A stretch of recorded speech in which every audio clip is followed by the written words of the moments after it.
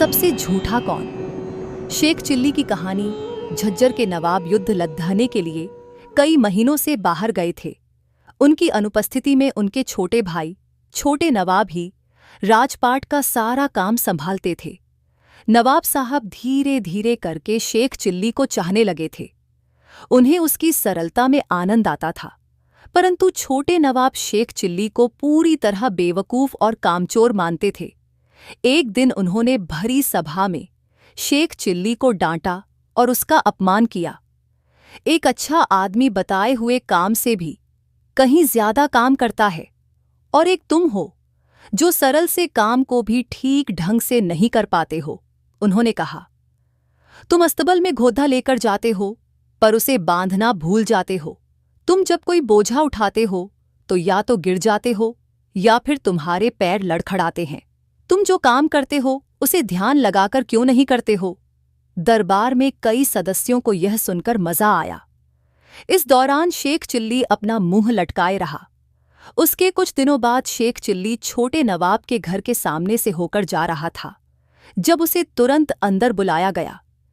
किसी अच्छे हकीम को बुलाकर लाओ, जल्दी, बेगम काफी बीमार हैं। जी सरकार, शेख चिल्ली ने कहा और आदेश का पालन करने में फटाफट लग गया। थोड़ी ही देर में एक हकीम, एक कफन बनाने वाला और 2 कब्र खोदने वाले मजूदूर भी वहां पहुंच गए। ये सब क्या हो रहा है? छोटे नवाब ने गुस्से में पूछा। यहां तो कोई मरा नहीं है।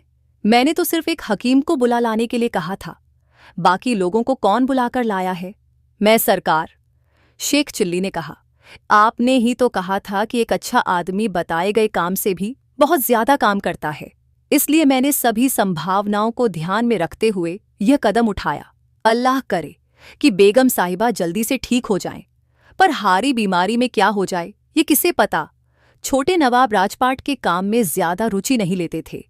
वो अपना अधिकतर समय शिकार, शतरंज या अन्य खेलों को खेलने में बिताते थे। एक दिन उन्होंने एक प्रतियोगिता रखी जिसमें सबसे बड़े झूठ बोलने वाले को विजयी घोषित किया जाना था। जीतने वाले को सोने की 1000 मुहरें भी मिलनी थीं।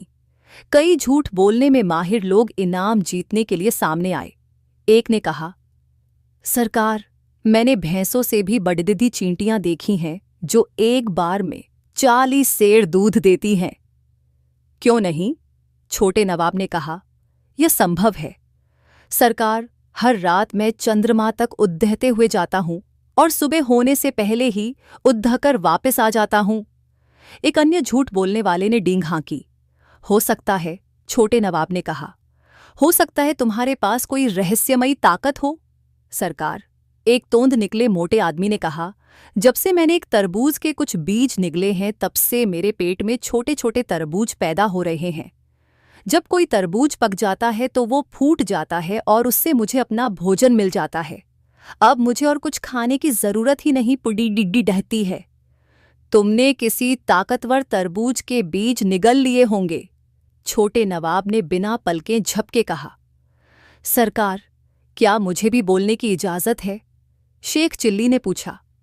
जरूर, छोटे नवाब ने ताना कसते हुए कहा। तुमसे हम किन प्रतिभाशाली शब्दों की उम्मीद करें? सरकार, शेख चिल्ली ने जोर से कहा, आप इस पूरे राज्य के सबसे बड़े बेवकूफ आदमी हैं। आपको नवाब के सिंहासन पर बैठने का कोई हक नहीं है। पूरी राजसभा में सन्नाटा छा गया।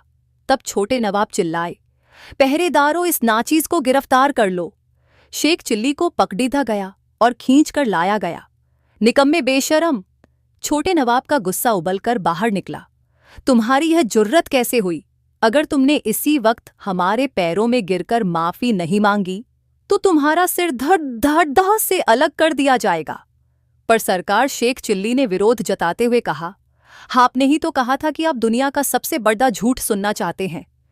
फिर वो निष्कपट भाव से छोटे नवाब को देखने लगा।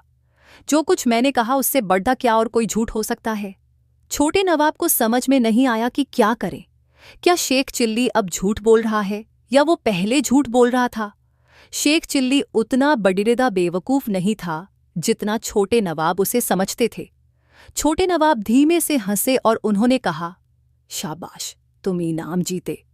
सब लोगों ने शेख चिल्ली की अक्ल को सराहा।